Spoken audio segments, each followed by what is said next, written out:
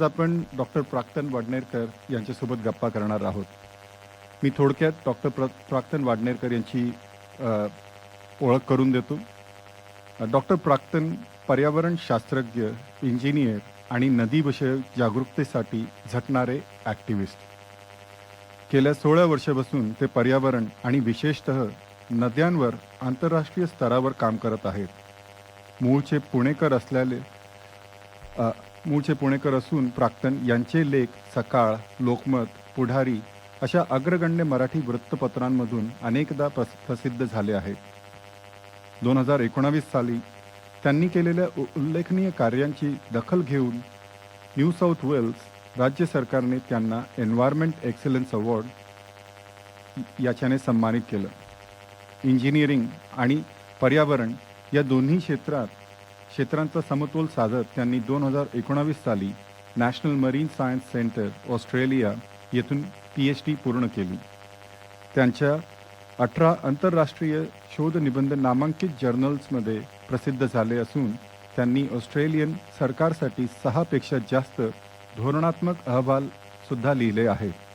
आजवर त्यांनी France, Bharat, Sweden, Australia या 4 देशांमध्ये काम केले असून नद्यांचे संवर्धन, जलनीती आणि पर्यावरणाच्या शाश्वतेसाठी ते सातत्याने कार्यरत आहेत.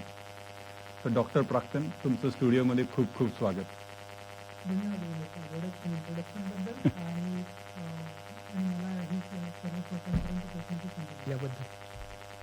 Thank you doctor. आमचं भाग्य तुम्ही आज इथं आलात आणि तुमचं इंट्रोडक्शन म्हणजे बऱ्याच PhD केलेली आहेत तुम्ही आणि भारतात, ऑस्ट्रेलियामध्ये तुमचं वेगवेगळं योगदान आहे.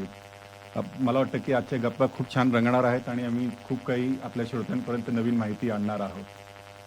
तर डॉक्टर, आपण तुमच्या तुम्ही जे कार्य करता त्याच्याकडे आपण वळूयात. पण सुरुवातीला मी तुमचं लहानपण कुठलं आहे, तुम्ही कुठे वाढले आहेत, त्याच्याबद्दल ऐकायला आवडेल आम्हाला.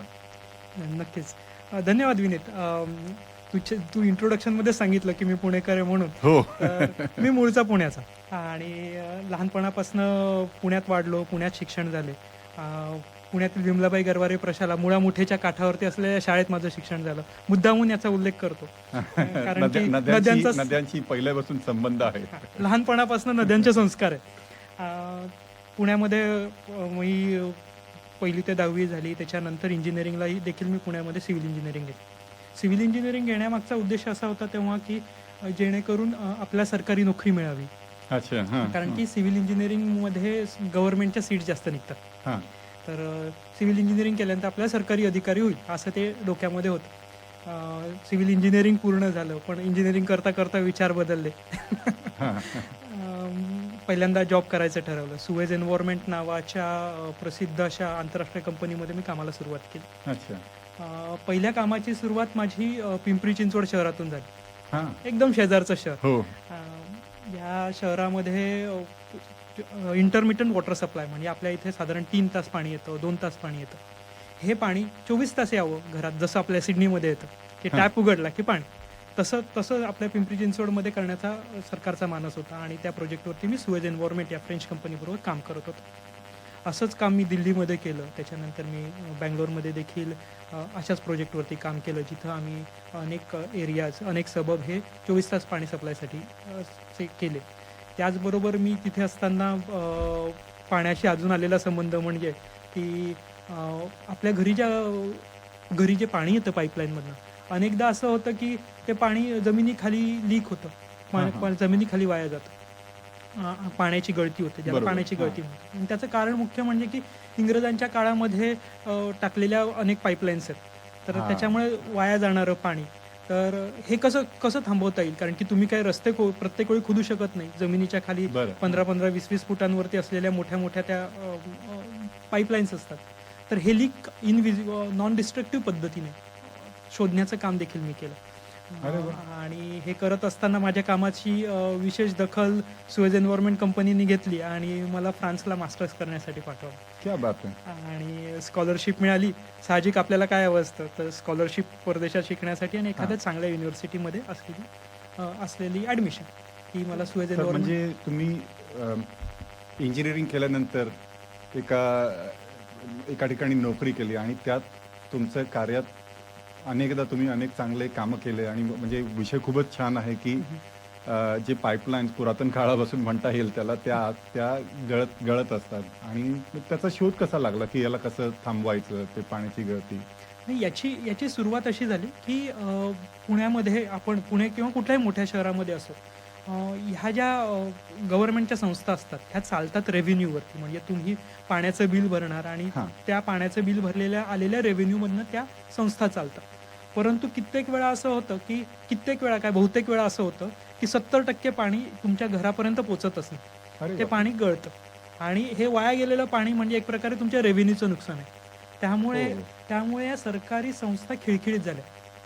मग हां. ह्या खिळखिळीत होऊ नये म्हणून सरकारने काय केलं, तर सरकारचं असं म्हणणं होतं की आपण टेंडर काढूयात आणि बाहेरच्या परदेशी तज्ज्ञ कंपन्यांना बोलूयात ज्यांच्या याच्यामध्ये एक्सपर्टीज आहेत हां. आणि त्या लोकांकडून आपण असा एक छोटा पायलट प्रोजेक्ट करूयात की जिथे आपल्याला 24 तास पाणी प्रोव्हाइड करता येईल. त्याचबरोबर हे जे इनव्हिजिबल लीक्स आहेत, जे वाया जाणारं पाणी आहे, ते पाणी थांबवता येईल. हा त्याच्यामागचा मुख्य उद्देश होता. आणि म्हणून सरकारने ह्या परदेशी कंपन्यांना भारतामध्ये आमंत्रण दिलं. त्याआधी भारतामध्ये परदेशी कंपन्या स्पेसिफिकली ज्याला युटिलिटी मॅनेजमेंट म्हणतात, ज्याच्यात हां. पाणी किंवा पाणी असो किंवा इलेक्ट्रिसिटी असो याच्यामध्ये प्रायव्हेट कंपन्या हां, नव्हत्या. फार हां, कधी ऐकण्यात नाही आलं आणि म्हणजे युजुअली सेल्समध्ये आपण बघतो, पण असं युटिलिटी सर्व्हिसेसमध्ये खरंच कधी ऐकण्यात आलं नाही. तर ह्या कंपन्या आल्या आणि मग त्यांच्याबरोबर काम करण्यासाठी की जसं की हे फ्रेंच कंपनी आहे सुएज एन्व्हायर्नमेंट, ही जगातली सर्वात मोठी कंपनी जिने की सुएज कॅनॉल बांधला. ओके. अशा ती मोठी कंपनी जेव्हा भारतात येते तेव्हा त्यांना स्थानिक इंजिनियर्स किंवा स्थानिक तज्ज्ञ लोकांची गरज पडते. हां. म्हणून मग माझी तिथं झालेली अपॉइंटमेंट आणि मग ओघाओघाने मग त्या सगळ्या गोष्टी आल्या. हां, पण त्यातल्या त्यात चांगलं काम केलं आणि त्याची दखल झाली आणि तुम्हाला मास्टर्ससाठी आमंत्रण दिलं. ती मोठी गोष्ट म्हणता येईल. नक्कीच. कारण की साहजिक आहे, मी पुणेकर आहे जसं मी आधी म्हटलं हां, तसं. हां. ती इंजिनिअरिंगच्या तिसऱ्या इयर्सपासून आम्हाला परदेशात जायचे वेध लागतात. हां, हां. तर त्याच्यामुळे ते वेध लागलेलेच होते आणि त्यांना ती कल्पना होती. आणि फ्रान्स ह्या युटिलिटी मॅनेजमेंट असो किंवा एन्व्हायर्नमेंट असो याच्यामधली एक काय म्हणता येईल त्याला एक्सपर्टीज असलेला देश. सो त्या कारणाने आणि योग्य संवाद साधल्यामुळे मग मला ती स्कॉलरशिपही मिळाली आणि मी आता फ्रेंच नाव घेत नाही माझ्या युनिव्हर्सिटीचं, पण ती तिथली इलिट स्कूलमध्ये मोडते अशा त्या स्कूलमध्ये मला ॲडमिशन मिळाली मास्टर करण्यासाठी आणि मी तिथे हायड्रॉलिक आणि सिव्हिल इंजिनिअरिंग 2013 ते 2016 या वर्षात केली. क्या बात आहे! म्हणजे प्रोफेशनल काम करत असताना इतकी चांगली शिकण्याची संधी मिळणं खरंच चांगली गोष्ट आहे. तर तो अनुभव कसा होता डॉक्टर प्राथमिक? नक्कीच. फ्रान्समध्ये गेल्यानंतर खरं सांगू का, तर ते केल्याने देशाटन येते रे शहाणपणं म्हणतात ना, हां. तर तसा काहीसा प्रकार होता. पहिल्यांदा असं वाटायचं की पहिल्यांदा घर सोडून दुसऱ्या देशात गेल्यानंतर होम सिकनेस तर येणारच होता. त्यात मी फ्रान्समध्ये गेलो होतो, जिथे इंग्लिश फारसं कोणी बोलत नाही. बरोबर. हां, हां. अशा देशामध्ये गेल्यानंतर प्रत्येक ठिकाणी येणाऱ्या चॅलेंजेस हे वेगळे होते. पहिले चॅलेंजेस होते की स्वतःला मॅनेज करायचं कसं. त्याच्यात मी शाकाहारी असल्यामुळे जेवणाची व्यवस्था करणे स्वतःच्या. त्याचबरोबर फ्रेंचमध्ये शिक्षण असल्यामुळे फ्रेंच शिकणे. फ्रेंच शिकल्यानंतर तिथली त्या दर्जाचं शिक्षण घेत असताना स्वतःचा दर्जा देखील तेवढा वाढवावा लागतो. हां. त्यामुळे स्वतःचा अभ्यास करणे, स्वतःला मॅनेज करणे आणि हे सगळं करून हे आलंच की जसं घरी असताना आपले आई-वडील आपल्या जेवणाची व्यवस्था बघतात, हां. आपल्या कपडे, लत्ते बरोबर. सगळ्या गोष्टीची व्यवस्था ही सगळी घरच्या गोष्ट स्वतः फॅमिलीकडनं केली झालेली असते. हां. पण इथं मात्र स्वतःचं स्वतः करायचं होतं. हां. त्याच्यामुळे पहिले 3-4 महिने तर धडपडण्यातच गेले. परंतु नंतर मॅनेज केलं आणि नंतर मला ते आवडायला देखील लागले. अरे वाह! क्या बात है! खूपच सुंदर अनुभव तुमच्या आयुष्यातला मला वाटतं नक्कीच. मग आता त्याच्यापुढे ऑस्ट्रेलियामध्ये कसं आगमन झालं? की फ्रान्सनंतर अजून पुढचं काही प्रोफेशनल काळ होता आणि त्याच्यानंतर ऑस्ट्रेलियामध्ये आले की फ्रान्समध्ये मास्टर्स मी 2016 पर्यंत कंप्लीट केलं अच्छा. आणि करत असताना अनेक म्हणजे हा इंडस्ट्रियल कोर्स असल्यामुळे माझे तेव्हा इंडस्ट्रीबरोबर कॉन्टॅक्ट्स असायचे की इंडस्ट्रीचे प्रोजेक्ट्स आम्ही घ्यायचो आणि ते रिसर्च प्रोजेक्ट असो किंवा on actual ground on site project असो, त्या प्रोजेक्टवरती ते कोर्स करतानाच काम करण्याची मला संधी मिळाली. त्याच्यानंतर मास्टर्स झाल्यानंतर मी फ्रान्समध्ये दक्षिण फ्रान्समध्ये मार्से नावाचं मोठं शहर आहे. पॅरिस नंतर सर्वात मोठं शहर. त्या शहरामध्ये मी एका रिसर्च लॅबोरेटरीमध्ये काम केलं. त्याचं नाव सिरेज. मी मुद्दाहून फुल नेम प्रोनाऊन्स करत नाही, कारण ते फ्रेंचमध्ये सॉन्त्र युरोपियन आणि असं काही. तर ही एक रिसर्च लॅबोरेटरी मध्य युरोपामधली, जी की नद्यांवरती, त्याच्याबरोबर जिओमॉर्फॉलॉजी म्हणजे त्याला काय म्हणतात, मातीचं शास्त्र, हां. त्याच्यावरती आणि एकूणच एन्व्हायरमेंटवरती काम करणारी ही अग्रगण्य रिसर्च इन्स्टिट्यूट, तिथे मी काम करत होतो. तिथे काम करत असताना मी एका प्रोजेक्टवरती काम करतो. त्याचं नाव आहे की फ्लडिंग सिस्टॉन नावाचं एक शहर आहे, अच्छा. जे दक्षिण फ्रान्समध्ये आहे. आणि हे शहर 2 नद्यांच्या काठावरती वसलेलं आहे हां. आणि धरणाचं बॅकवॉटर त्या शहरापर्यंत येतं. हां. आता इथे मी तुमच्यासमोर चित्र उभं करतोय बरं का. हां. 2 नद्या एका शहरामध्ये येत आहेत, एका धरणावरती ते शहर वसलेलं आहे. तर काय होणार आहे, त्या नद्यांमध्ये येणारा गाळ त्या धरणामध्ये साचणार आहे. बरोबर. तर तो त्या धरणांमध्ये साचायचा. त्यामुळे काय व्हायचं, तर धरणाची कॅरिंग कॅपॅसिटी म्हणजे पाणी साचवण्याची क्षमता कमी व्हायची. हां. आणि जास्त पूर झाला की हे धरणाचं पाणी शहरामध्ये घुसायचं. म्हणजे बरोबर. फ्लडिंग म्हणजे पुराचा धोका त्या शहराला होता. माझ्या टीमचं आणि माझं काम असं होतं की ह्या धरणामध्ये येणारा जो गाळ आहे किंवा जे डेब्रीज आहे, हां. ती आपल्याला कशी थांबवता येईल, ती नक्की कुठून येते, कशामुळे येते, याचा तो अभ्यास करण्याचा काम बरं. तो प्रोजेक्ट होता. मग तिथे मी तेव्हाच्या वेळी ड्रोन्स हे फार नवीन होते. हां. सो मला अजूनही आठवते की त्या ड्रोन्स बरोबर आम्ही DSLR कॅमेरा लावून मॅन्युअली ते फोटोग्रामेट्री केली. म्हणजे त्या नदीची चित्र काढली, कुठे इरोजन डिपॉझिशन आहे हे बघितलं. त्याच्यानंतर सर्वात इंटरेस्टिंग गोष्ट म्हणजे आता आपण या स्टुडिओमध्ये ऑडिसिटी वापरतो, हां. ॲप वापरतो. हां. तर ते मी तेव्हा वापरलं होतं एका गोष्टीसाठी. आम्ही पाण्यामध्ये हायड्रोफोन्स लावले होते, म्हणजे अरे ज्याचा वा. पाण्यातनं आवाज येतो. हां. त्या पाण्यातल्या आवाजाचा आणि त्या नदीतून येणाऱ्या डेब्रीजचा किंवा त्या गाळाचा याचा संदर्भ जोडून आपल्याला कुठे हे काढता येतोय का अंदाज, की किती मोठ्या प्रमाणावरती इथे गाळ साचतोय. हा असा काहीतरी भन्नाट आणि असा वेगळ्या विषयावरती मी तेव्हा अगदी काम सखोल करण्याची अभ्यास आहे म्हणजे त्याच्या मागे ना सखोल शास्त्र आहे. नक्की. आणि मी एन्जॉय केलं. आणि हे करत असताना, हे झाल्यानंतर मला हे काम करतच होतो. अशा वेळी ऑफकोर्स तुम्ही जेव्हा इंजिनियर असता किंवा तुम्हाला पर्यावरणाबद्दल आवड असते, तेव्हा तुम्ही वेगवेगळ्या रिसर्च कॉन्फरन्सेसला जाता. बरोबर. इथे लोकांशी काही नवीन गोष्टींवरती लोक काम करतात का ते बघ. अशाच एका ठिकाणी मला जायची संधी मिळाली. ते पॅरिसमधल्या एका सायन्स कॉन्फरन्सला मी गेलो. आणि तिथे योगायोगाने त्याच्यानंतर जे माझे PhD सुपरवायझर झाले, हां. डॉक्टर आयझॅक सँटोस म्हणून, त्यांची माझी तिथे मुलाखत झाली. हा माणूस एवढा मोठा की ह्या माणसाचे आफ्रिका सोडून सर्व खंडात काम आहेत, इन्क्लुडिंग अंटार्क्टिका. अरे वा. आणि आज अमेरिकन जिओफिजिक्स युनियन आणि युरोपियन जिओफिजिक्स युनियनचा तो डायरेक्टर माणूस. अशा मोठ्या आणि काय म्हणता येईल त्याला, ग्राउंड वॉटरमधील काय म्हणता येईल त्याला, वरदहस्त्र असलेल्या ह्या माणसाबरोबर मला काम करायची संधी मिळाली. त्याच्याशी मी बोललो आणि त्यांनी मला ऑस्ट्रेलियात PhD करण्यासाठी बोलवलं, संशोधन करण्यासाठी. आणि अशा माझ्या ऑस्ट्रेलियाच्या प्रवासाला, ऑस्ट्रेलियाच्या डायरीला सुरुवात झाली. क्या बात आहे, खूपच छान. तर प्राक्तन आपण अजून गप्पा आपल्याला करायच्याच आहेत, पण एक गाणं ऐकूयात त्याच्या अगोदर. नक्की.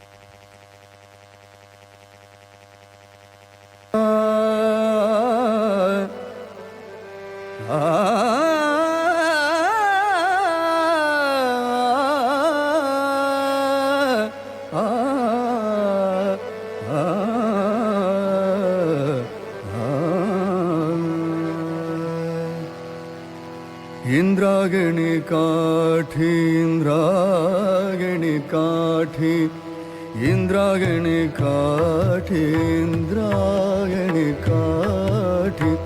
देवाची आळंदी, देवाची आळंदी, देवाची आळंदी. लागली समाधी, लागली समाधी. ज्ञानेशाची हो, ज्ञानेशाची. इंद्रायणी काठी, इंद्रायणी काठी.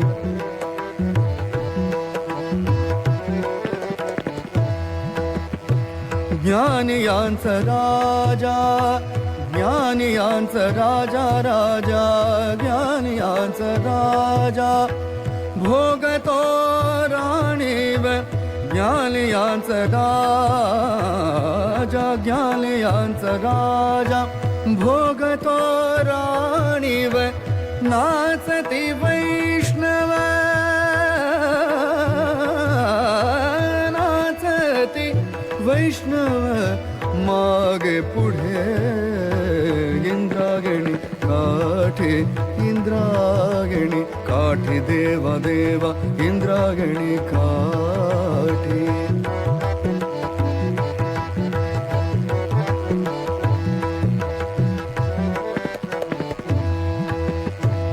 मागे पुढे दाटे मागे पुढे दाटे ज्ञानांचा उजड मागे पुढे दाटे मागे पुढे दाटे मागे पुढे दाटे ज्ञानांचा उजड अंगणात झाड अंगणात झाड अंगणात झाड कैवल्याचे कैवल्याचे इंद्रायणी काठी इंद्रायणी काठी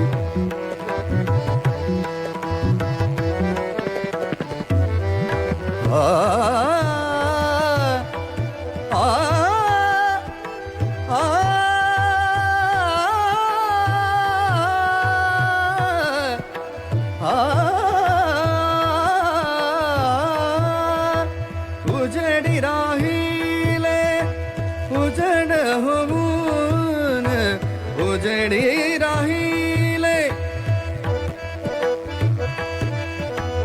उजडी राहिले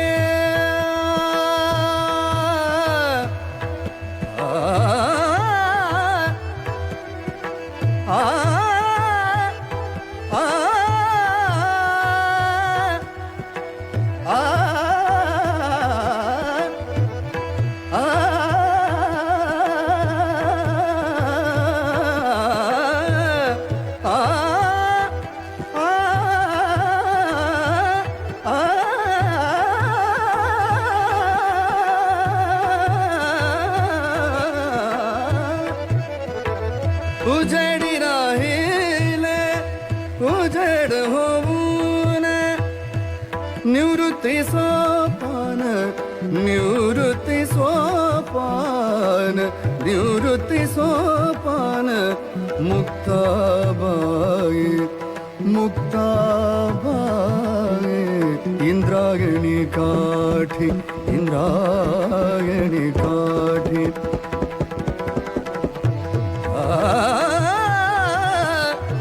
विठ्ठला मा बाबा मा बाबा विठ्ठला विठ्ठला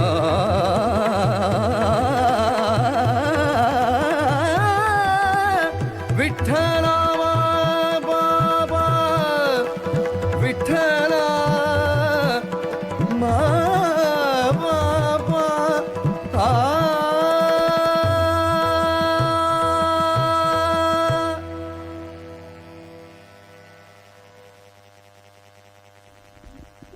कार्यक्रमात पुन्हा स्वागत श्रोते हो. डॉक्टर प्राक्तन, आता मला तुम्हाला विचारायचं आहे की तुमचं ऑस्ट्रेलियामधील प्रवास कसा सुरू झाला आणि प्राक्तन ते डॉक्टर प्राक्तन याच्यामध्ये येण्यासाठी तुम्हाला काय काय करावं लागलं? नक्कीच थोडीशी काय म्हणता येईल त्याला कल्चरल शॉक होता ऑस्ट्रेलियात आल्यानंतर. तो आपल्या सगळ्यांनाच बसतो नाही का? Of course yes.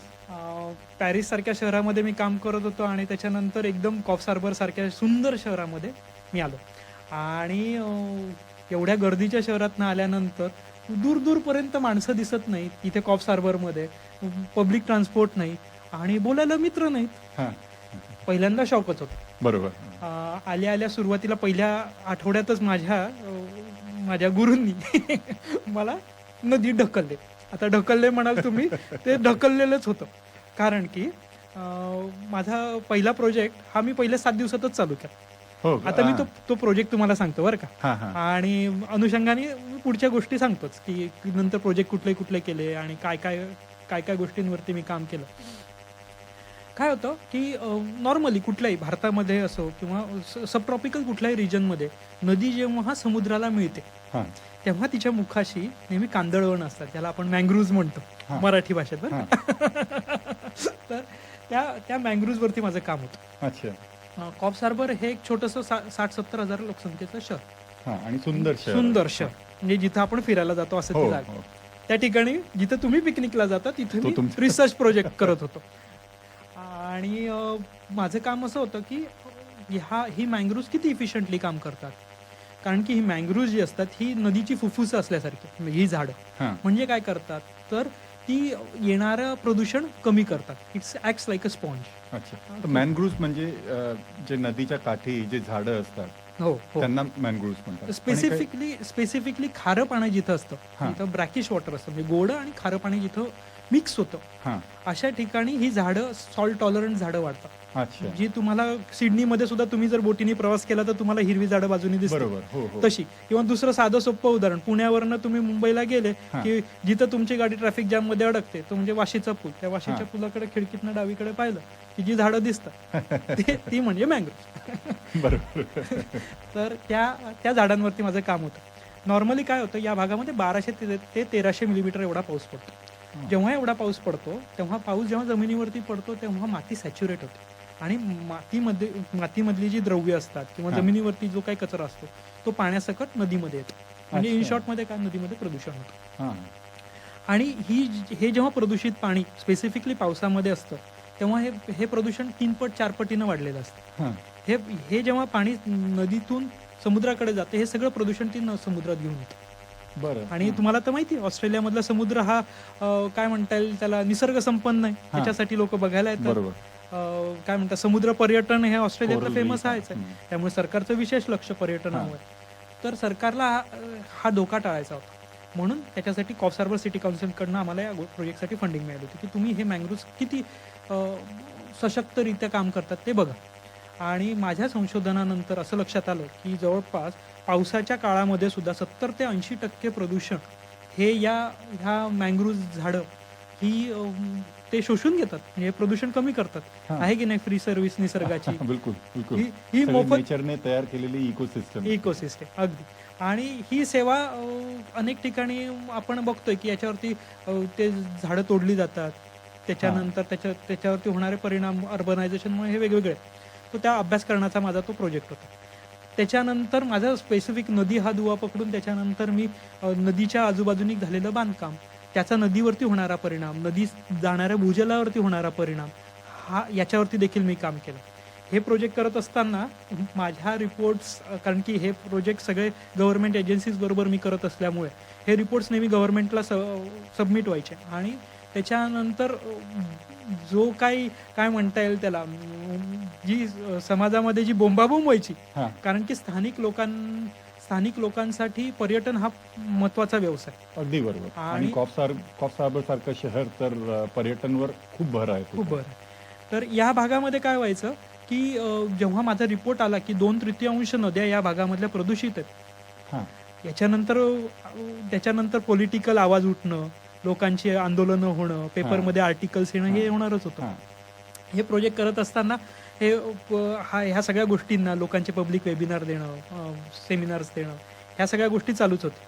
हे करत असताना दुसरा प्रश्न आला की हे तुम्ही सांगताय नद्या प्रदूषित होत आहेत, पण हे येत आहे कुठून, हा हे शोधण्याचं दुसरं का. बरोबर बरं का. बरोबर त्याच्यासाठी सुद्धा अनेक एजन्सीज बरोबर मी काम केलं, ज्याच्यामध्ये एन्व्हायरमेंटल प्रोटेक्शन एजन्सी आली, लोकल लँड सर्व्हिसेस आली, किंवा डिपार्टमेंट ऑफ प्रायमरी इंडस्ट्री जे शेतकऱ्यांसाठी काम करते त्यांच्यासोबत मी काम केलं. हे करत असताना आय फिंगर प्रिंटेड, मी फॉरेन्सिक मधला अधिकारी नाही बरं का, हा. पण तरी सुद्धा I finger printed where the pollution is coming from, प्रदूषण कुठून येतंय हा हे शोधण्याचं काम मी केलं. आणि माझ्या रिझल्टनी काय म्हणता येईल त्याला, सरकारला कळलं की आता याच्या पुढे काय करावं लागणार आहे आपल्याला. अरे वा. आणि तो जो रिपोर्ट होता हा विवादित रिपोर्ट होता. अगदी त्या आणि मला वाटतं की तुमचं काम पॉलिटिकल स्टॉर्म तयार करतच आहे. म्हणजे तुम्ही जे रिपोर्ट देणार त्याने एक पॉलिटिकल स्टॉर्म तयार होणार आणि ऑस्ट्रेलिया सारख्या देशात ते इलेक्शनमध्ये एक मोठा मुद्दा. नक्कीच. आणि त्याच्या विशेष कारण असं की जेव्हा मी सांगतो की 2/3 नद्या प्रदूषित आहेत, त्या अर्थी सरकारला त्याच्यावरती काम करणं आलं. बरोबर. बरं, तिथं काम करणार म्हणजे काय, तर तुम्ही सांगणार की ह्या शेतकऱ्यांकडनं हे प्रदूषण होतंय हां. किंवा हे सांगितल्यानंतर शेतकऱ्यांच्या युनियन्स, शेतकऱ्यांची तेही लोक आवाज उठवणार. हां. त्याचबरोबर माझ्या रिपोर्टमध्ये हे पण मी दाखवलं की 30% पाणी हे सिवेज ट्रीटमेंट प्लांटमधून येते. म्हणजे सरकारकडेही बोट दाखवण्यात आलं. हां. त्याच्यामुळे हा थोडासा काय म्हणता येईल त्याला पॉलिटिकल मुद्दा तिथे झाला आणि बरोबर. त्याच्यावरती निवडणूक देखील लढवली गेली. एवढा तो महत्त्वाचा मुद्दा झाला. मग हे झाल्यानंतर मला त्याच्या पुढची संधी आली. ती संधी अशी आली की त्यांनी मला विचारलं, आता याच्यावरती तुम्ही सांगितलंय, कुठून आले हे सांगितलं, आता मग उत्तरही तुम्हीच द्या. हां. मग ते उत्तर देण्याचं काम मी केलं. तसा मी हाडाचा इंजिनियर. हां. त्याच्यामुळे माझं असं होतं की याच्यावरती असं सोल्युशन आपण द्यावं की जेणेकरून ते सामान्य शेतकऱ्याला ते वापरता आलं पाहिजे आणि त्याचा उपयोग देखील झाला पाहिजे. असं लक्षात आलं की जवळपास 70% प्रदूषण हे शेताच्या बांधावरनं येतं आणि ते सुद्धा फर्टिलायझर्स या शेतामध्ये वाया जाणाऱ्या खतांमधून येते. बरं, म्हणजे मी छोटंसं एक स्टेप बॅक करतोय. नद्यांचं प्रदूषण तुम्ही म्हणालात, तर नद्यांचं प्रदूषण म्हणजे मला किंवा मग भरपूरशा आता श्रोत्यांना कदाचित नद्यांचं प्रदूषण म्हणजे साधारणतः आपण जी घाण नदीमध्ये टाकतो हे नद्यांचं प्रदूषण असं रेफरन्स कदाचित आमच्यासारख्यांना आहे. पण तुम्ही म्हणताय की नद्यांचं प्रदूषण त्याच्यापेक्षा फार मोठं आहे.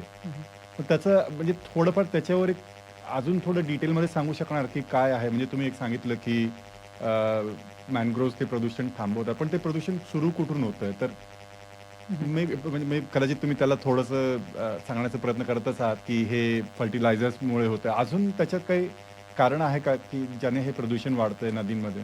नक्कीच. प्रदूषण म्हणजे काय, आपण पहिली इथून सुरुवात करू. हां. प्रदूषण म्हणजे काय की जी गोष्ट प्रमाणापेक्षा जास्त आहे. मग ते हवेचं प्रदूषण असलं ना की हवेच्या प्रदूषणामध्ये कार्बन डायऑक्साईड हा त्याच्या असायला हवा त्याच्यापेक्षा जास्त. बरं. म्हणजे हे झालं प्रदूषण. बरोबर. मिथेन हवे त्या प्रदूषणापेक्षा जास्त, म्हणून मग तो प्रदूषण किंवा तो ग्रीन हाऊस गॅस आहे. इव्हन लिटरली पाण्याची वाफ ही सुद्धा एक ग्रीन हाऊस गॅसेस आणि याचं सुद्धा प्रदूषण असू शकतं. हां. म्हणजे प्रदूषण म्हणजे काय की त्याच्या क्षमतेपेक्षा जास्त एखादी गोष्ट त्या ठिकाणी असणे म्हणजे प्रदूषण. मग हे प्रदूषण कशाचं असू शकतं? स्पेसिफिकली नदीच्या बाबतीत. हां. नदीच्या बाबतीत जेव्हा तुम्ही विचार करता त्याच्यामध्ये नदीमध्ये येणारा माती जी प्रमाणापेक्षा जास्त असते. मग माती येण्यामुळे आलेली टर्बिडिटी, त्याच्यामुळे होणारं प्रदूषण. त्याच्याबरोबर न्यूट्रियंट्स म्हणजे आपण जे फूड प्रोडक्ट्सवरती असतो ते न्यूट्रियंट्स नव्हे. हे न्यूट्रियंट्स म्हणजे नायट्रोजन, फॉस्फरस यांसारखे न्यूट्रियंट जे जमिनीमध्ये नॅचरली असतात, आणि परंतु ते पावसामुळे बाहेर येऊन नद्यांमध्ये येतात. परंतु त्या व्यतिरिक्त गोष्ट अशी आहे की नॅचरली तर आहेतच, हां. पण त्या व्यतिरिक्त इंडस्ट्रियलायझेशन जेव्हा 19व्या शतकात झालं त्याच्यानंतर नायट्रोजन फर्टिलायझरचा वापर खूप मोठ्या प्रमाणात वाढला. फर्टिलायझर्सचा वापर, फॉस्फरस फर्टिलायझरचा वापर वाढण्यात आला, पोटॅशियम वाढण्यात आला आणि त्यामुळे हे निसर्गाच्या क्षमतेपेक्षा जास्त असलेले न्यूट्रियंट हे जेव्हा नदीमध्ये येतात हां. त्याच्यामुळे होणारं प्रदूषण. त्याबरोबर तुम्ही प्लॅस्टिक आहे, त्याच्यामुळे केमिकल्स आहेत. जसं की आता तुम्हाला मी कधी मजेत म्हणतो की नदी ही काही तुम्हाला बघायला नदी म्हणजे आजकालची नदी ही धरणांमुळे ती धरणापुरतीच थांबलेली आहे. नदी आत्ता जी वाहतीये ही तुमच्या घरातनं वाहतीये. म्हणजे तुम्ही जर घरात वेगवेगळे केमिकल्स वापरत असाल, भांडे धुण्यासाठी केमिकल वापरत असाल, हार्पिक वापरत असाल, चला उदाहरणासाठी, तर ते सुद्धा नदीमध्ये जातं. म्हणजे काय, नदीची सुरुवात तुमच्या घरात नाही. त्यामुळे हे प्रदूषण कमी करायचं असेल किंवा या प्रदूषणाची जबाबदारी स्वतःची आहे, ती आपल्या घरापासून सुरुवात होते. तर हे खरं प्रदूषण. आणि जेव्हा कॉप्सार्वर रिजनमध्ये आम्ही जेव्हा पाहिलं हे की हे शेतातून येतंय तेव्हा त्याच्यावरती काम करण्याची जबाबदारी आहे, असा तो त्याचा कॉन्टेक्स्ट. आणि मग तिथं करताना माझं सोल्युशन हे सगळ्यांना आवडलं.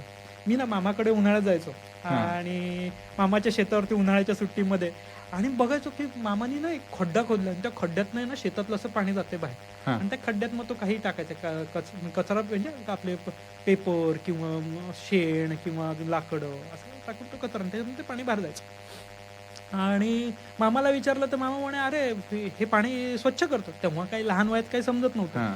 इथे ऑस्ट्रेलियात आल्यानंतर एकदम ते स्ट्राईक झाले की अरे हे असं काही करता येईल का आपल्याला इथे पाणी स्वच्छ करण्यासाठी. तर आम्ही काय केलं, 30 मीटर बाय 12 मीटर बाय 1 मीटरचा खड्डा खोदला, साधा खड्डा. त्या खड्ड्यामध्ये लाकडाची किलचे म्हणजे वूड चिप्स बरोबर, टाका. मल्च जी असते. सम- हां, आणि त्याच्यामधनं एका ठराविक काय म्हणता येईल त्याला स्लोपवरती हां. आम्ही पाणी सोडलं अच्छा. आणि रिझल्ट डोळे उघडणारा होता. हो? 80% पोल्युशन कमी होत होतं. आम्हाला almost 300 milligram per litre nitrogen सापडत होता, जो की इंडिया किंवा युरोपसारख्या जास्त डेन्सिटी असलेल्या भागांमध्ये असतो. हां. तो इथे 70,000 लोकसंख्या असलेल्या शहरामध्ये सापडत होता. हां. ते प्रदूषण 70% कमी फक्त एवढ्या सोप्या गोष्टींनी होत होतं. आता मला हे सांगता येत नाही लाकडी किलच्यांचा खड्डा याला म्हणा म्हणून, हां, तर मग हां. त्याला आम्ही थोडंसं फॅन्सी नाव दिलं. त्याला आम्ही नाव ठेवलं वूड चिप्स बायोरिएक्टर. क्या बात आहे. पण एक नैसर्गिक रूप आहे त्या गोष्टीचं तुम्हाला सोल्युशन काढता आलं. नक्की आणि त्या सोल्युशनमुळे असे सर्वात महत्त्वाचे त्याचा फायदा असा, हे स्वस्त आहे. हां. याच्यासाठी तुम्हाला स्किल लेबरची गरज नाही. बरोबर. हां. याच्यासाठी तुम्हाला जास्त पैसा घालायची गरज नाही आणि हे कुठलाही साधा शेतकरी ते बांधू शकतो हां, हां, आणि तुम्ही निसर्गाची सेवा पण करताय. हां.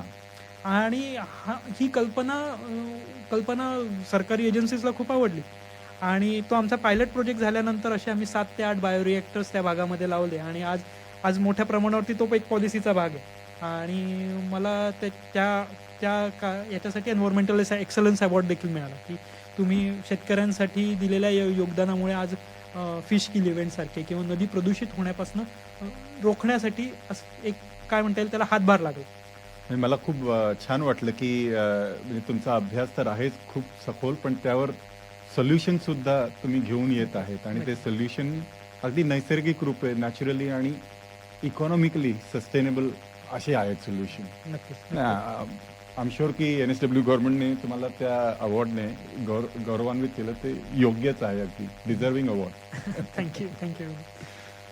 Very nice. तर आता तुम्ही म्हणालात की हे जे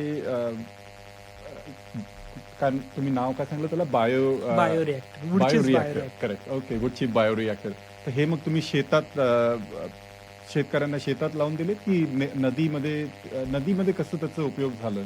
नक्की. आता याचं मी उदाहरण सांगतो की नॉर्मली काय होतं इथे स्पेसिफिकली कॉप्स हार्बर भागामध्ये भारतीय शेतकरी हां. आणि भारतीय शेतकरी एक 20 वर्षापूर्वी केळीची शेती करायची. बरोबर. हो, कॉप्स हार्बर आणि केळी फेमस आहे. फेमस. त्याच्यानंतर सायक्लोन आला आणि फार सारं नुकसान झालं. हां. त्याच्यानंतर ते ब्लूबेरीज, रास्पबेरी, काकडी किंवा टोमॅटो याच्याकडे वळले. आणि तिथून जास्त उत्पन्न यावं यासाठी त्यांनी काय केलं तर मोठ्या प्रमाणात हायड्रोपोनिक इरिगेशन चालू केलं. म्हणजे काय तर पाण्याच्या रूपातून ते फर्टिलायझर सोडणं चालू केलं झाडांमध्ये, जेणेकरून उत्पादन जास्त आहे. अच्छा. मग त्याचा परिणाम असा झाला की झाडाला मात्र 10%च लागत असेल ते फर्टिलायझर्स, पण 80% ते वाहून त्या जमिनीमध्ये जातं. एकतर जमिनीमध्ये ग्राउंड वॉटर रिचार्ज करताय किंवा ते नदीमध्ये जात आहे. मग आता जर आपल्याला हे रोखायचं असेल तर ते बांधावरतीच रोखलं पाहिजे, म्हणजे नदीत जायच्या आधी रोखलं पाहिजे. बरोबर. नदीत जायच्या आधी तुम्ही तो खड्डा खोदा. अच्छा. एवढं ते सोपं. मग तो तुम्ही त्याचे वापर भरपूर ठिकाणी करू शकता. तो फक्त शेतासाठीच करता येईल का? नक्कीच नाही. तो शहरामध्ये सुद्धा जिथे प्रदूषण होते, स्टॉर्म वॉटर येते, प्रदूषण येते, तिथं देखील त्याचा वापर करता येऊ शकतो. जिथं तुम्ही मायनिंग आहे, म्हणजे जिथं खाणकाम होतं, त्या खाणकामातून होणारं प्रदूषण ते रोखायचं तर तुम्ही ते तिथे जाऊ शकता.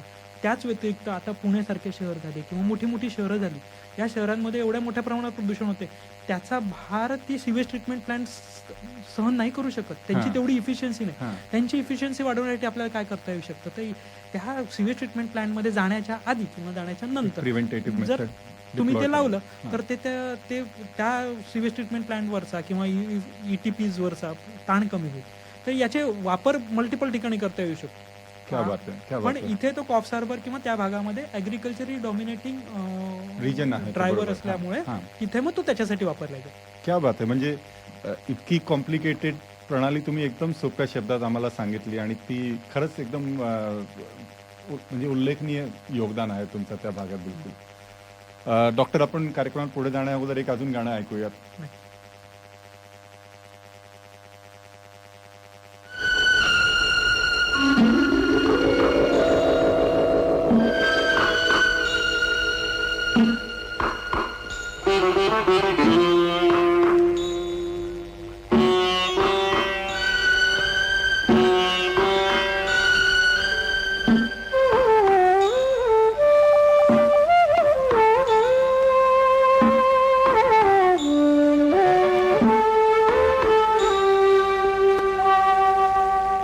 संथ वाहते कृष्णामाई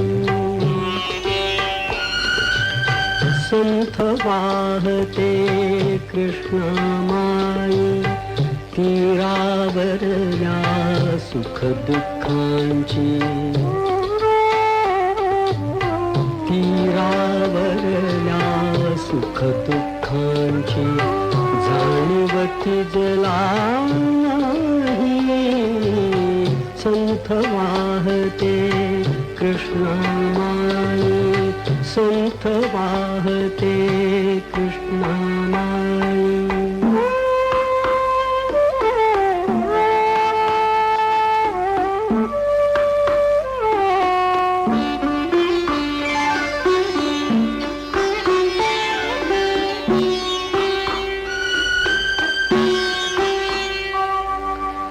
नदी नभे ही निसर्ग नीती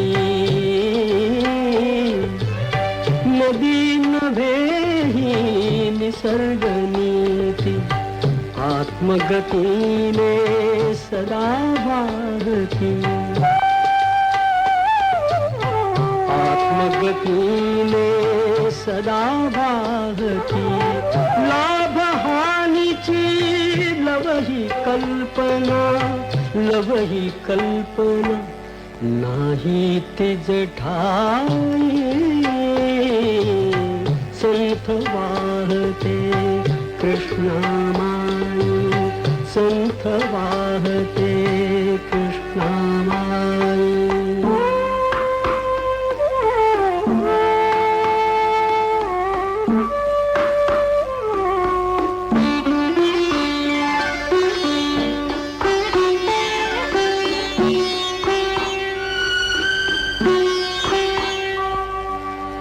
कुणी नदीला म्हणती माता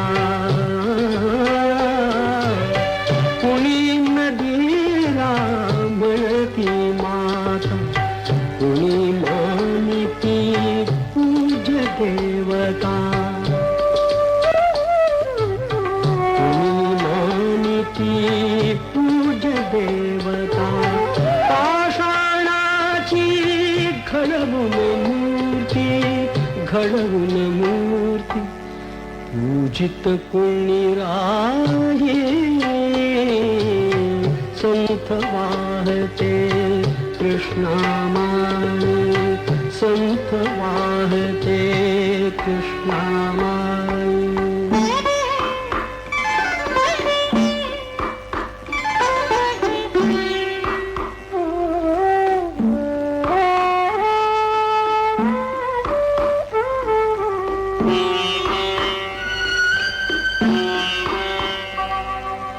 सतत वाहते उदंड पाणी उदंड पाणी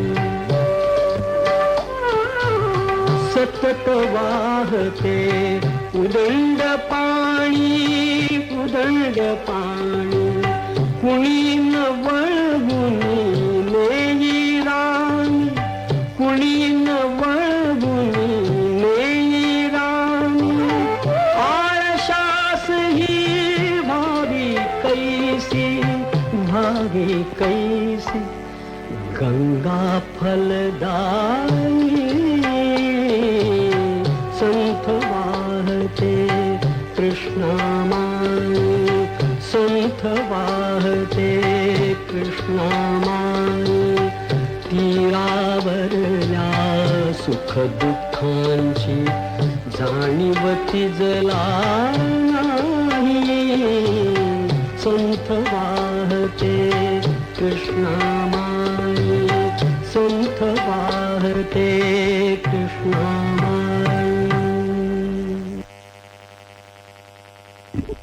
श्रोतेहो, कार्यक्रमात पुन्हा स्वागत. प्राक्तन, खूपच चांगलं, खूपच मस्त रंगलेल्या गप्पा आणि एवढी सगळी माहिती तुमच्याकडे आहे. खरंच ऐकतच राहावं असं वाटतं. तर आता आपण तुम्ही सांगितलं की तुम्ही कॉप्स हार्बरमध्ये आले, तिथं तुमचा हा प्रोजेक्ट झाला. या सगळ्यामध्ये तुमची PhD सोबतच चालू होती. PhD तुमची त्याच्यासोबतच चालू होती. तर PhD तुमची कधी पूर्ण झाली आणि कॉप्स हार्बर नंतर नेक्स्ट मिशन काय झालं तुमच्यासाठी? माझी PhD 2005 विषय बरं का. तुम्ही जर एखाद्याला विचारलं की तुझी पीएचडी कुठल्या एका विषयात आहे का, किंवा तो सांगतो की बाबा माझं अमुक अमुक विषयामध्ये माझी पीएचडी.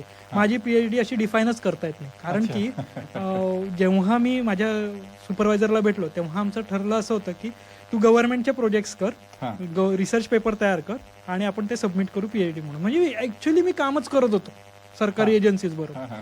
त्यामुळे ते सगळं काम एकत्र जमा करून मी ती पीएचडी 2020 सालीच कम्प्लीट केली पूर्ण. ती 4 वर्षाची पीएचडी असते ती 3.5 वर्षातच पूर्ण झाली. आणि मग त्याच्यानंतर प्रोफेशनल लाईफमध्ये वेगवेगळ्या कंपन्यांमध्ये, वेगवेगळ्या गव्हर्नमेंट एजन्सीज बरोबर, वेगवेगळ्या राज्यांमध्ये मग मी कामाला सुरुवात केली. क्या बात आहे. मस्त. आणि 3.5 वर्षात पीएचडी होणं पूर्ण मी ऐकलं की ऑस्ट्रेलियामध्ये पीएचडी करणं इतकं सोपं पण नाही. तर त्याच्यानंतर मग काय मिशन सुरू झालं तुमचं कॉप्स हार्बर नंतर? मग तुम्ही तिथंच होतात की तिथून पुढे अजून कुठल्या राज्यात गेला? नक्की. कॉप्स हार्बर पीएचडी झाल्यानंतर असं होतं की आता पीएचडी संपली, आता काय.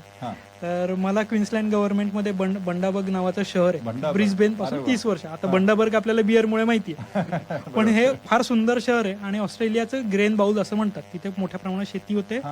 आणि दुसरी सर्वात महत्वाची गोष्ट की जे ग्रेट बॅरियर रीफ आपण म्हणतो, जे आपल्या डोक्यामध्ये केन्स येतं किंवा रॉकहॅम्प्टन येतं, ह्या शहरांबरोबर ह्या ग्रेट बॅरियर रीफ हे बंडाबर्ग पर्यंत दक्षिणेला येतं. दक्षिणेचं टोक जर तुम्ही ग्रेट बॅरियर रीफचं म्हणाल तर ते बंडाबर्ग आहे.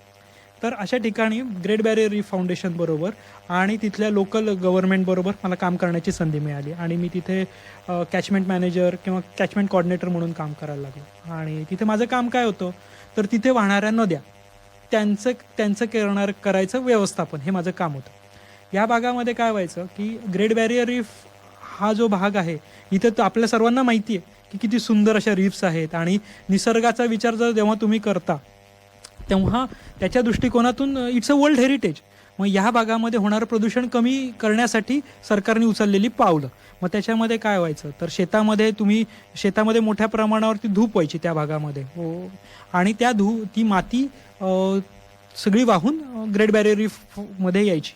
आता याच्यामुळे काय व्हायचं, तर मोठ्या प्रमाणावरती ऑक्सिजनचे प्रमाण कमी होऊन शेवाळ वाढणे, युट्रोफिकेशन होणे, पाण्यामधले ऑक्सिजनचे प्रमाण कमी होणे, यासारख्या मोठ्या मोठ्या समस्या व्हायला लागल्या. मग याच्यावरती उपाय म्हणून गव्हर्नमेंटने काय केलं, तर पॅडॉक टू रीफ नावाचा एक प्रोजेक्ट चालू केला. पॅडॉक म्हणजे कुर्ण किंवा आपण शेताचं शिवार म्हणूयात, शिवार ते समुद्र, ह्या सगळ्याचा होलिस्टिक अप्रोच करून तुम्ही पूर्ण नदीचे नियोजन करणे, व्यवस्थापन करणे, मॅनेजमेंट करणे, हा तो कार्यक्रम होता. आणि हे कार्यक्रम करत असताना शेतकऱ्यांच्या शेतावरती जाणे, त्याच्यानंतर त्यांना जमिनीवरचं लँड कव्हर करण्यासाठी तुम्ही कशा प्रकारची गवत लावलं पाहिजे, तुमची माती उघडी ठेवू नये याच्यासाठी काय करता येईल, त्याच्यानंतर तुमच्या काय म्हणता येईल नद्यांच्या बाजूनी तुम्हाला स्ट्रीमलाईन्स म्हणजे तुमचे जे काठ आहेत त्याची हेल्थ कशी सुधारता येईल, यासारख्या कामांपासून ते अगदी समुद्राच्या मुखापर्यंत हे नियोजन करण्यात आलं. त्याच्यामध्ये आम्ही जागोजागी सेन्सर्स लावले, म्हणजे रिअल टाइम डाटा. तुम्ही जसा स्टॉक बघता ना न्यूयॉर्क स्टॉक एक्सचेंज मधला किंवा बॉम्बे स्टॉक एक्सचेंज मधला, अगदी तसा डाटा आमच्याकडे दर 5 मिनिटांनी 10 मिनिटांनी नदीचा यायचा, की नदीची आज नदीमध्ये एवढं आहे, हे कार्बन इतकं आहे, नायट्रोजन इतकं आहे, ऑक्सिजन लेवल इतकी कमी जास्त झाली आहे, किंवा किती प्रमाणात टर्बिडिटी म्हणजे माती आलेली आहे, ह्याचं आम्ही रिअल टाइम मॉनिटरिंग करायचो. आणि हे केल्यानंतर त्या नदीचं हेल्थ कार्ड, म्हणजे जसं तुम्ही पॅथॉलॉजीकडे जाता की नाही, तुमची तब्येत खराब झाली, पोटात दुखतंय, काय झालं रे बाबा माझ्या पोटाला, मग तो तुमची पॅथॉलॉजीची टेस्ट करतो, तुम्हाला ठराविक रक्त घेतो, अजून काय करत असेल, तसा त्या नदीचा रिपोर्ट यायचा दर 3 महिन्यांनी. आणि तो दर 3 महिन्याचा रिपोर्ट आम्ही पब्लिश करायचो. त्याचबरोबर आम्ही डॅशबोर्ड तयार केले होते, जेणेकरून जगाच्या कुठल्याही कोपऱ्यातल्या माणसाला मी माझ्या शेजारच्या नदीमध्ये काय नदीची तब्येत कशी आहे ही कळता यावी, असे सेन्सर्स आम्ही तयार केले. आणि ती माहिती डॅशबोर्ड्समुळे सगळ्यांपर्यंत पोहोचली. आणि याचा सर्वात विशेष म्हणजे मला याच्यातून शिकण्याची गोष्ट अशी की जी गोष्ट तुम्ही मेजर करू शकत नाही ना, ती तुम्ही मॅनेजही करू शकत नाही. त्यामुळे ते मेजर करण्यासाठी आम्ही उचललेली ती पावलं होती. आणि हे काम करत असतानाच मला तिथल्या एका नदीवरती काम करण्याची अजून एक संधी मिळाली. कोलन नावाची नदी आहे आणि त्या नदीमध्ये मोठ्या प्रमाणावरती तिचा बांध तुटून माती कित्येक टन माती याच्यात वाहत होती ग्रेट बॅरियर रीफमध्ये. तर त्याला आम्ही नॅचरल पद्धतीनं कुठेही कॉन्क्रीट न वापरता बरं का, आणि मोठ्या प्रमाणावरचा मोठा कडा, जवळपास 25 ते 30 फुटाचा मोठा कडा मातीचा, तो आता पडणार आहे. तर अशा भागामध्ये आम्ही नॅचरल पद्धतीनं त्याचं काय म्हणता येईल त्याला पुनर्जीवन केलं त्या नदीचं त्या भागामध्ये. मग त्याच्यासाठी करण्यात आलेले नदीचा अभ्यास, त्याच्यानंतर त्या बागेत किनाऱ्याचा अभ्यास, हे सगळं करून आम्ही त्या भागातला त्या काठाचा उतार कमी करणे, तिथे झाडं लावण्याबरोबर आम्ही लाकडाचे पाईल्स नदीमध्ये रोवले, जेणेकरून किनाऱ्याचं होणारं घर्षण कमी होऊ शकेल. किंवा विशेष म्हणजे जे काय म्हणतात त्याला वाऱ्याने उखडलेली झाडं असतात, म्हणजे त्याच्या खाली जर तुम्ही बघाल तर त्याला रूट्स असतात. बरोबर, रूट सकट उघडलेलं असतं. ते झाड आम्ही लिटरली त्या नदीमध्ये आम्ही फिक्स केलं. आता तुम्ही म्हणाल हे कशासाठी केलं? काय मूर्खपणा आहे, तुम्ही झाडं उखडलेली झाडं नदीमध्ये टाकताय. आहे की प्रदूषणाला थांबवण्याचा प्रयत्न आहे. परंतु त्याचा उपयोग असा की जेणेकरून ते जेव्हा आपण नॅचरली अशी झाडं नदीमध्ये येतातच, त्याचा उपयोग असा होतो की त्या भागामध्ये पाणी थांबतं.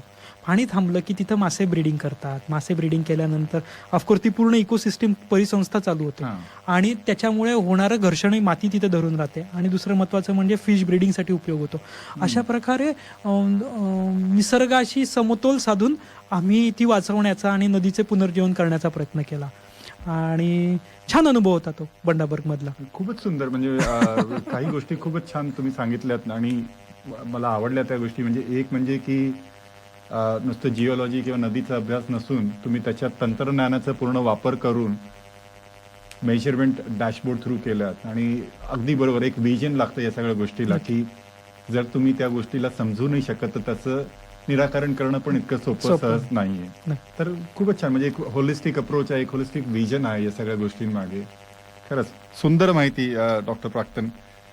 तुम्ही मगाशी गप्पांमध्ये सांगितलं मला की म्हणजे तुम्ही जो सुरुवातीला बायो रिॲक्टर्स बनवले त्याचं तुम्ही शॉर्टर व्हर्जन पण बनवले, म्हणजे पाईप्समध्ये तुम्ही काही सांगत होतात मला.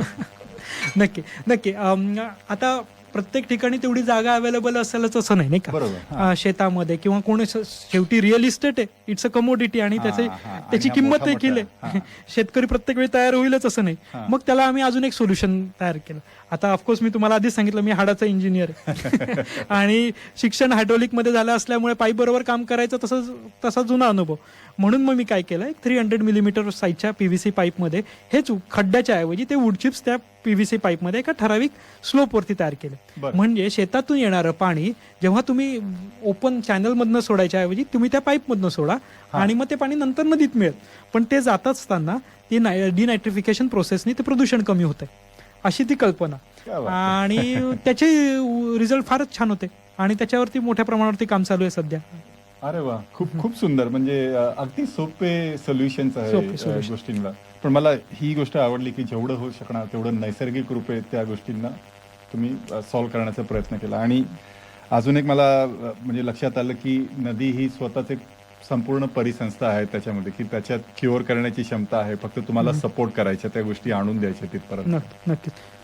त्याच्यामध्ये सांगायचे असे की आम्ही अजून एक असेच रिसर्च तर चालूच असतात, पण त्यातला अजून एक रिसर्च मला स्पेसिफिकली सांगावं असं वाटतं.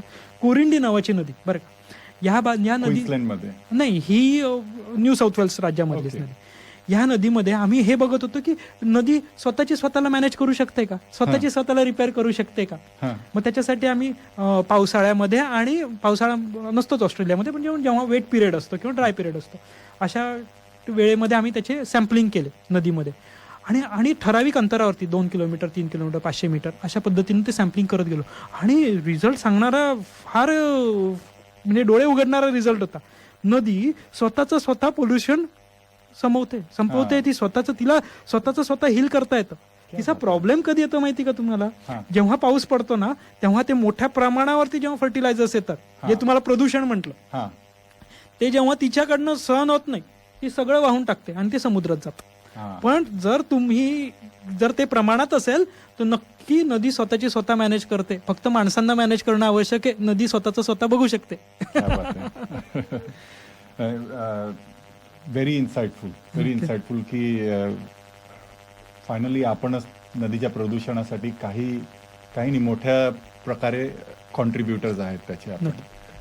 वेल डन डॉक्टर. आता आपण एक गाणं ऐकूयात आणि पुढे मला ऐकायचं आहे की तुमच्या या अनुभवाचा फायदा भारताला कसं होऊ शकतो किंवा भारताच्या नद्यांवर तुमचे काय विचार आहेत. तर आपण ऐकूया पुढच्या भागात. एक ब्रेक घेऊया.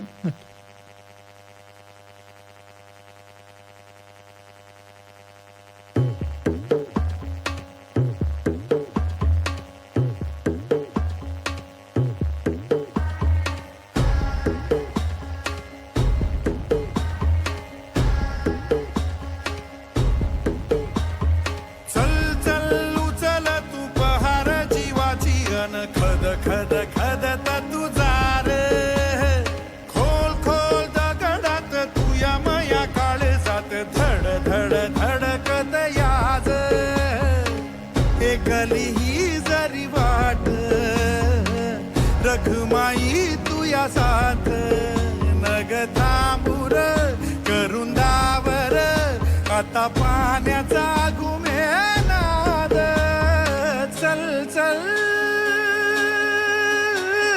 चल चल उचल तू कहार जीवाची अन खद खद खदत तुझा खोल खोल दगडात तुया माया काळे जात धड धड धडकत याज मग थांबुरा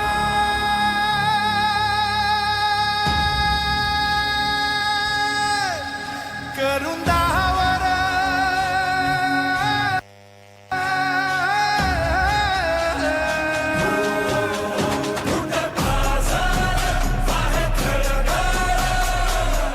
उसळली जीद रगतून उसळली जीद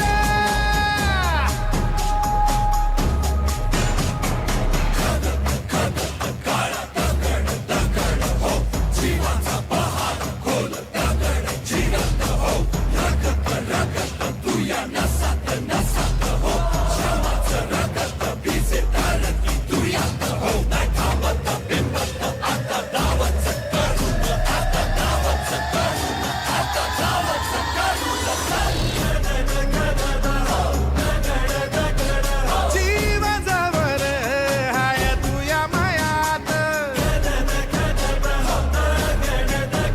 ओ सुटना देऊ तवर हात एकली ही जरी वाट रखुमाई तुया साथ नग थांबूर करून दावर आता पाण्याचा घुमेनाद चल चल चल चल चल तू पहार जीवाची अन खद खद खदत तुझा खोल खोल दगडात तुया माया काळे जात धड धड धडकत याज चल चल चल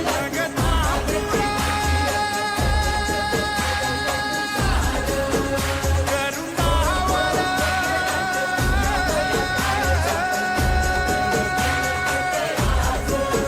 मग थांबुरा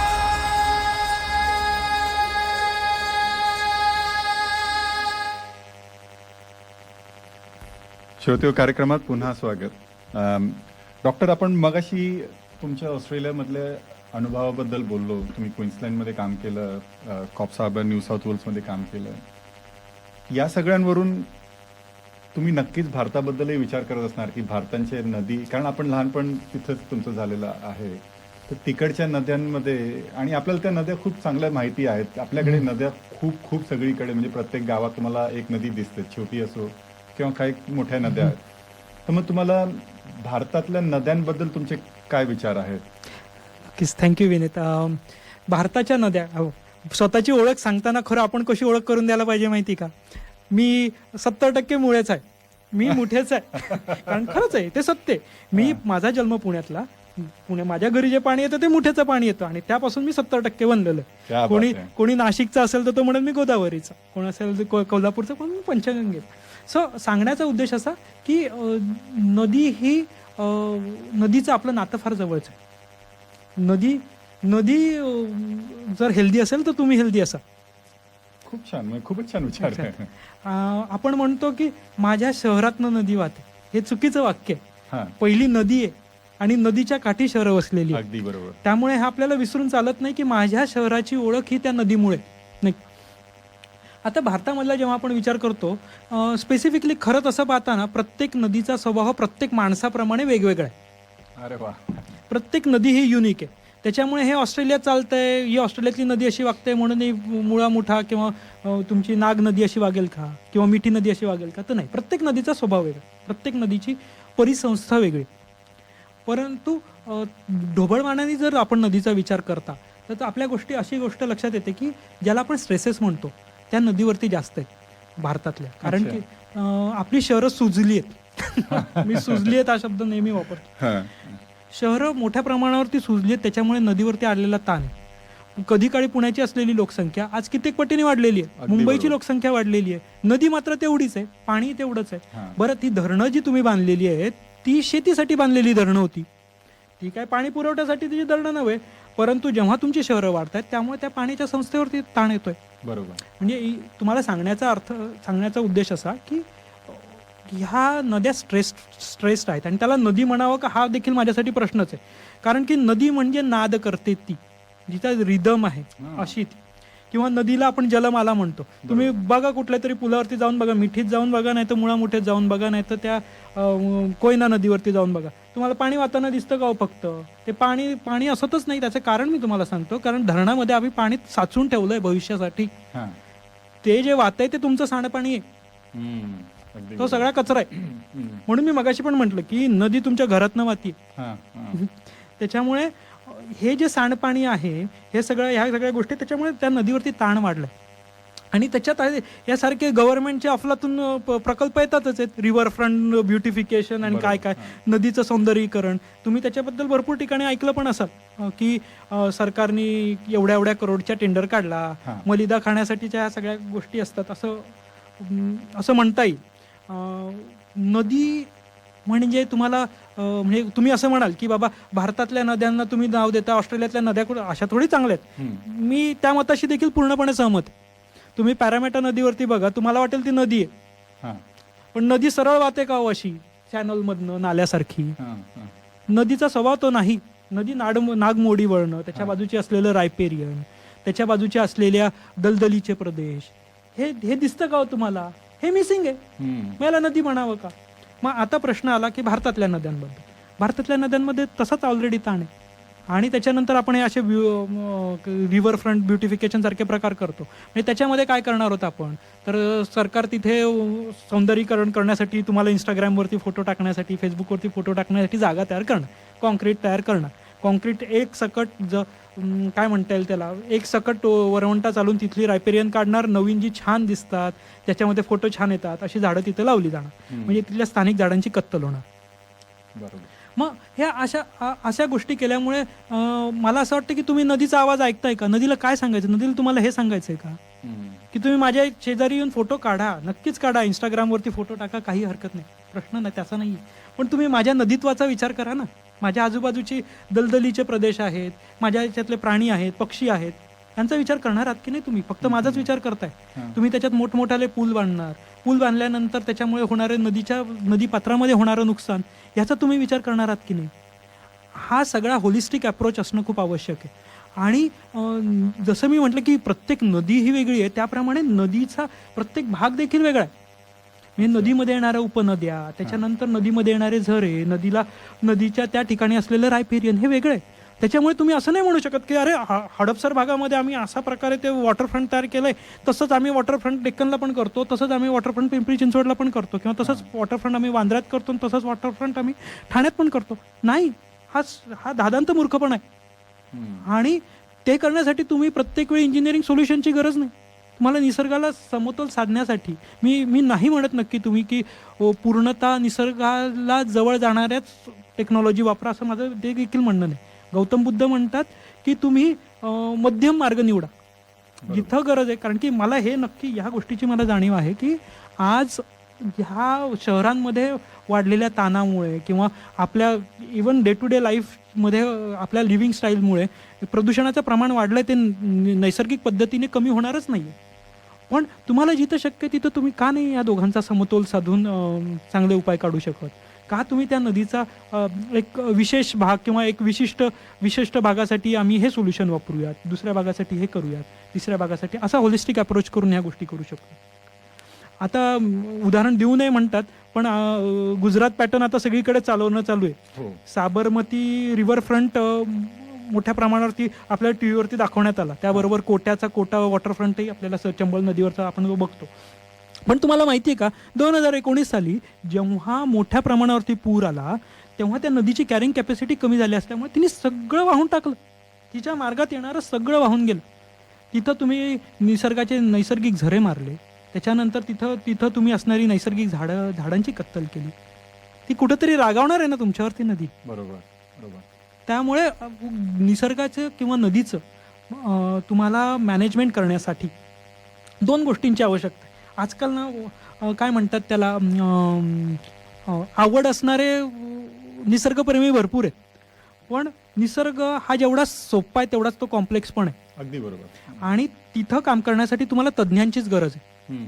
मग अशा तज्ज्ञांची सोबत घेऊन इकॉलॉजिस्ट, एन्व्हायरमेंटलिस्ट, जिओमॉर्फॉलॉजिस्ट, इंजिनियर्स ह्या सगळ्यांची मदत घेऊन तुम्ही एक हॉलिस्टिक अप्रोच करून नदी मॅनेज कशी करायची आणि याच्यासाठी काय याच्यावरती जर विचार केला तर आपल्या नद्याही पोहण्यास योग्य होऊ शकतील. का आपण प्रत्येक वेळी ऐकायचं स्विमेबल पॅरामेटा म्हणून, का नाही स्विमेबल मुळा मोठा होऊ शकत आपली.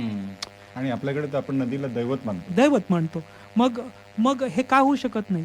तर त्याच्यासाठी त्या पद्धतीनं पावलं उचलण्याची नक्कीच गरज आहे. छान. मला वाटतं पुढे कधीतरी तुमचा अनुभव आणि तुमच्यासारख्यांचा अनुभव आपल्या भारतालाही मिळावा आणि तिथेही नक्कीच तसेच तज्ज्ञ असणारच आय एम शुअर. पण कदाचित ते होलिस्टिक अप्रोचची गरज आहे अजूनही तिथं. डॉक्टर, तुमच्या बोलण्यातून तुमचं पॅशन नद्यांबद्दलचं अगदी स्पष्टपणे दिसून येतं. तर खूप खूप धन्यवाद की तुम्ही एकदम दिलखुलासपणे सगळ्या या गप्पा केल्यात. मला एक शेवटचा प्रश्न तुम्हाला विचारायचा आहे की कदाचित शेवटचं नाही, बहुतेक अजून एक, कारण तुमच्याकडे खूप सगळ्या गोष्टी आहेत ज्या ऐकून घ्यायला खूप आनंद वाटला. एक प्रश्न अजून विचारणार की तुम्ही आता सगळीकडे काम करत आलात. तुम्ही कॉक्सहार्बरला केलं, क्वीन्सलँडला केलं किंवा इतर अजून प्रोजेक्ट्स केले तुम्ही. आता सध्या काय करतात? थँक्यू. नक्कीच. मी आता सरकारी अधिकारी आहे. अच्छा. आणि सध्या काम करत असताना माझं मुख्य काम काय, तर आपण म्हणतो की नद्या ह्या मुक्त वाहिनी असल्या पाहिजेत. हां. बरोबर. परंतु मुक्तवाहिनी नद्यांनी आत्ताची गरज भागणार आहे का हो? तर नाही. एवढ्या मोठ्या प्रमाणावरती शेती वाढल्या आहेत, हे वाढले आहेत, लोकसंख्या वाढलेली, एवढ्या सगळ्यांची तहान भागवायची. त्याच्यामुळे सगळ्यात भारत असो, ऑस्ट्रेलिया असो, अनेक देशांमध्ये धरणं बांधली गेली. मग त्या धरणाचा उपयोग प्रत्येक वेळी वेगवेगळा असतो. काही धरणं ही शेतीसाठी असतात, काही धरणं ही फ्लड कंट्रोलसाठी असतात, काही धरणं ही इलेक्ट्रिसिटी जनरेशनसाठी असतात. त्याप्रमाणे ऑस्ट्रेलियातही अनेक धरणं आणि या धरणांमध्ये येणारं पाणी, त्याच्यातनं असलेलं भविष्यासाठीचं नियोजन, मग शेतकऱ्यांना किती पाणी द्यायचं, मग भविष्यात उद्या जर दुष्काळ आला तर दुष्काळासाठी तुम्ही काय पाण्याची रिझर्व्ह ठेवले आहे त्याचं काम करणं. त्याचबरोबर शेतासाठी, शहरांसाठी किती पाणी असावं याच्यावरती माझं मुख्य काम आहे. आणि त्याचबरोबर क्लायमेट चेंजसारखा मोठा विषय आहेच. तो क्लायमेट चेंज हे काही स्टॅटिक नाही, हे कायनॅमॅटिक आहे. हे सतत बदलत राहणार आहे. त्याच्यामुळे त्या धरणाची किंवा तुमच्या पाण्याच्या सुरक्षिततेसाठी मी काम करतो.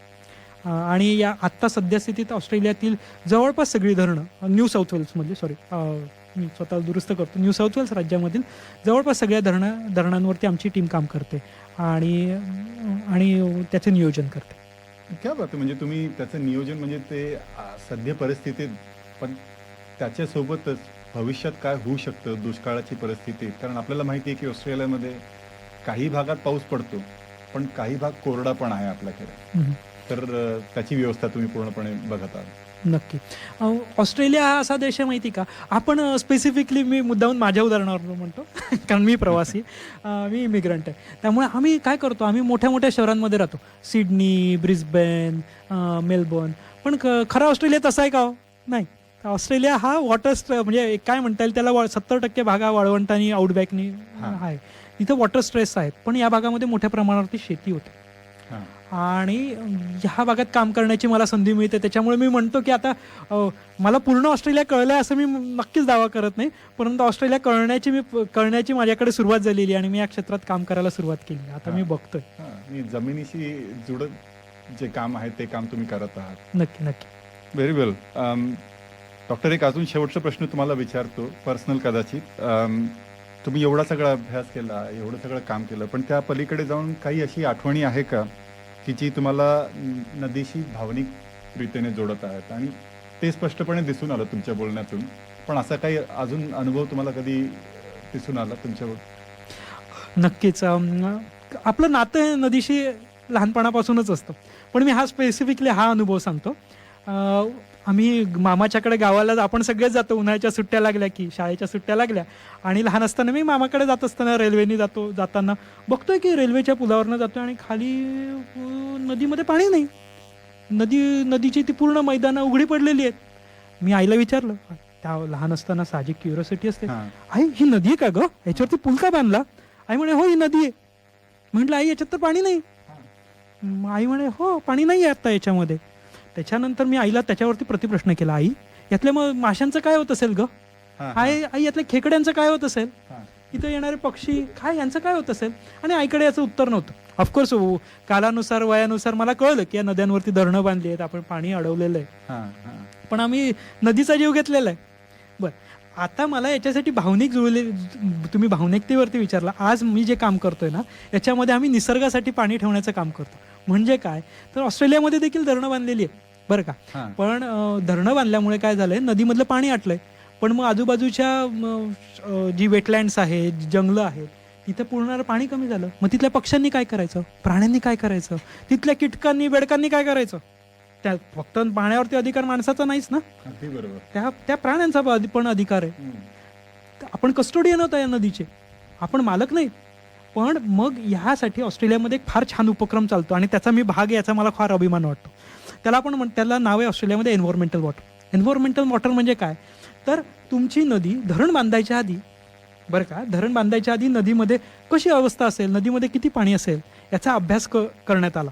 आणि त्यानुसार जेव्हा शक्य असेल तेव्हा आणि जेव्हा गरजेचं असेल तेव्हा तुम्हाला निसर्गासाठी पाणी राखून ठेवावं लागतं. आणि ते पाणी नदीमध्ये विशेषतः त्या काळामध्ये सोडलं जातं. बरं. की आता फॉर एक्झाम्पल नमोई नावाची नदी आहे किंवा मरे नावाची नदी आहे. या नद्यांमध्ये काय होतं की ठराविक काळामध्ये नोव्हेंबरपासून पुढे फिश ब्रीडिंग चालू होतं. म्हणजे हां. मासे येतात आणि ते दक्षिण भाग डाऊनस्ट्रीमकडनं अपस्ट्रीमकडे वाहत येतात. जर पाणीच नसेल तर ते कसे वाहतील, प्रश्न आहे ना. हं, हं. पण तेव्हा स्पेसिफिक तेवढ्या त्यांच्या ब्रीडिंगसाठी पाणी सोडलं जातं. किंवा पेलिकन नावाचे पक्षी आहेत, ते आपण बरोबर. भरपूर बघतो. त्या पेलिकन. पेलिकनचं ब्रीडिंग एक ठराविक काळामध्ये होतं. ते त्या एका ठराविक रिझर्वमध्ये राहतात. तर त्यांना वापरात येईल याच्यासाठी सरकारकडनं विशेष पाणी सोडलं जातं. म्हणजे काय तर त्या नदीला ती नदी म्हणून काही काळासाठी का होईना पण तिला नदी म्हणून जगण्याचा अधिकार आम्ही सरकारकडनं दिला जातो. आणि हे काम करत असताना मला खूप छान वाटतं. मी मुद्दामून एक गोष्ट सांगतो आणि मी अनेकदा बोललो पण असेल की पुंडलिक जो होता, पुंडलिकाला भेटायला जेव्हा पांडुरंग आले, पुंडलिकाने वीट फेकली. हां. आणि ते गाणं आहे की जर तुम्ही आईची सेवा करत असाल तर युगे 28 विटेवरी उभा, विठ्ठल देखील 28 युग थांबतोय. ही तुमची आई आहे, ही नदी तुमची आई आहे आणि त्याची तुम्ही सेवा करताय ना, हे दैवी कार्य आहे. आणि ते मी करतोय. त्यामुळे मला नक्कीच खूप छान वाटतं आणि समाधान देखील वाटतं काम करण्याचं. व्हेरी वेल, व्हेरी वेल. म्हणजे आजचं पूर्ण इंटरव्ह्यू ऐकून तुमच्याकडनं इतकी सुंदर माहिती मिळाली आणि विशेष कौतुक या गोष्टीचं की तुम्ही टेक्निकल फील्डमध्ये काम करत आहात, टेक्निकली काम करत आहात, पण तुम्ही श्रोत्यांसाठी ती खूप सिम्प्लिफाय करून सांगितली, खूप सोप्या पद्धतीने सगळी माहिती सांगितली. खूप सुंदर. डॉक्टर, तुमचे कौतुक करावे तेवढे कमी. आणि श्रोत्यांना किंवा मला खूप अभिमान आहे की आपल्या मराठी माणसाने एवढी मोठी झेप घेतली आहे ऑस्ट्रेलियासारख्या देशामध्ये. तुम्हाला एक्सलन्स अवॉर्ड मिळाला आहे, PhD इथं पूर्ण झाली आहे आणि पुढे पण तुम्ही अशी प्रगती करत राहावी अशी मी तुम्हाला देवाकडे प्रार्थना करतो. धन्यवाद विनीत, आणि ही संधी दिल्याबद्दल आकाशवाणी सिडनीचे खूप खूप आभार. धन्यवाद. डॉक्टर, आपण पुन्हा